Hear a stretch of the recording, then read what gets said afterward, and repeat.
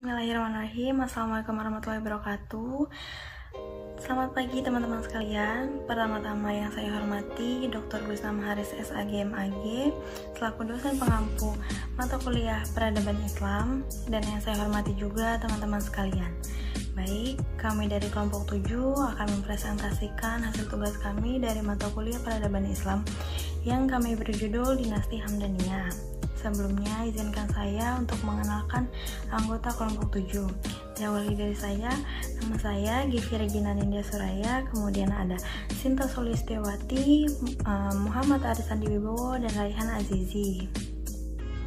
Di sini yang akan kami bahas ada 4 poin, yaitu ada latar belakang, kemudian ada wilayah kekuasaan dinasti Hamdaniyah, kemudian ada penguasa dinasti Hamdaniyah, dan yang terakhir ada kemajuan dinasti Hamdaniyah.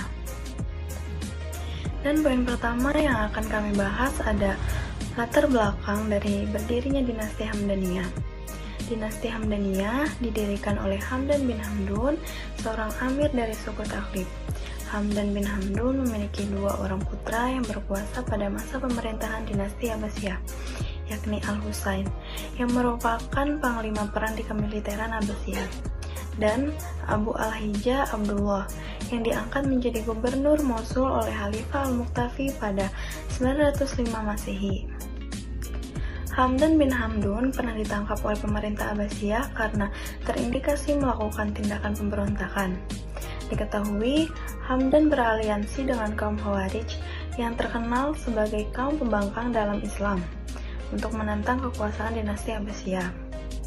Namun, atas jasa putranya yang menjadi panglima perang pemerintah Abbasiyah, Hamdan bin Hamdun diampuni akan dibebaskan dari segala tuduhan oleh Khalifah Abbasiyah.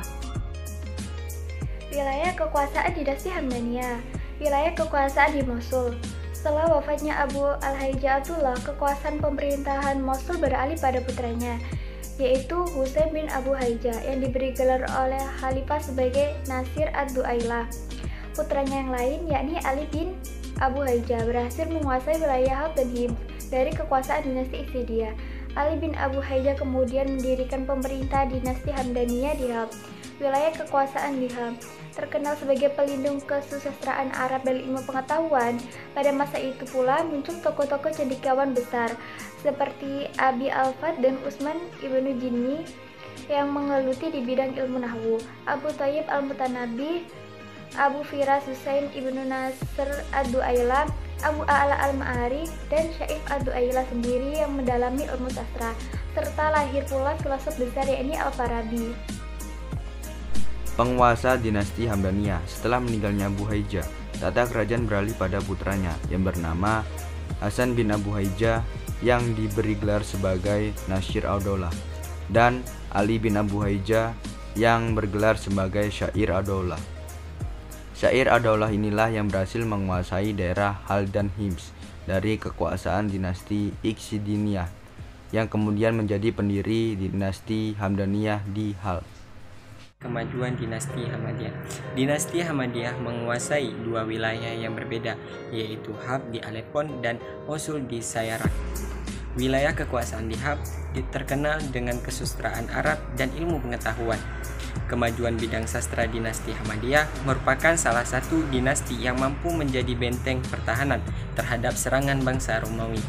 Dinasti Ahmadiyah. Dinasti ini berkuasa di daerah yang cukup subur dan makmur, serta memiliki pusat perdagangan yang strategis. Sikap kebaduiannya yang tidak bertanggung jawab dan sikap yang destruktif tetap ia jalankan. Dengan sikap seperti itu, Suriah dan Al Jazirah merasa menderita karena kekerasan yang ditimbulkan oleh peperangan. Hal ini menjadikan kekurangnya simpati terhadap masyarakat dan wibawanya jatuh. Bangkitnya kembali dinasti Byzantium di bawah kekuasaan Macedonia yang bersamaan dengan berdirinya dinasti Hammadiyah. Di Suriah menyebabkan dinasti Hammadiyah tidak bisa menghindar dari invasi wilayah kekuasaan dari serangan Byzantium yang energik. Invasi yang dilakukan oleh Byzantium terhadap Suriah mengakibatkan Al-Fiw dan Hisam terlepas dari wilayah kekuasaannya hingga dinasti Hammadiyah menjadi lumpuh. Kebijakan ekspansionis Fatimiyah ke Suriah bagian selatan juga melumpuhkan kekuasaan dinasti ini. Sampai-sampai ekspansionis ini mengakibatkan terbunuhnya Said ad-Daulai yang tengah memegang tampuk kekuasaan dinasti Ahmadiyah. Akhirnya dinasti ini takluk pada dinasti Fatimiyah. Demikianlah beberapa hal yang bisa kami sampaikan. Apabila di dalam penyampaian tadi mungkin ada kesalahan kata atau beberapa hal yang kurang dimengerti oleh teman-teman sekalian, maka bisa ditanyakan atau kita bahas di forum diskusi melalui grup WhatsApp. Sekian dan terima kasih. Wassalamualaikum warahmatullahi wabarakatuh.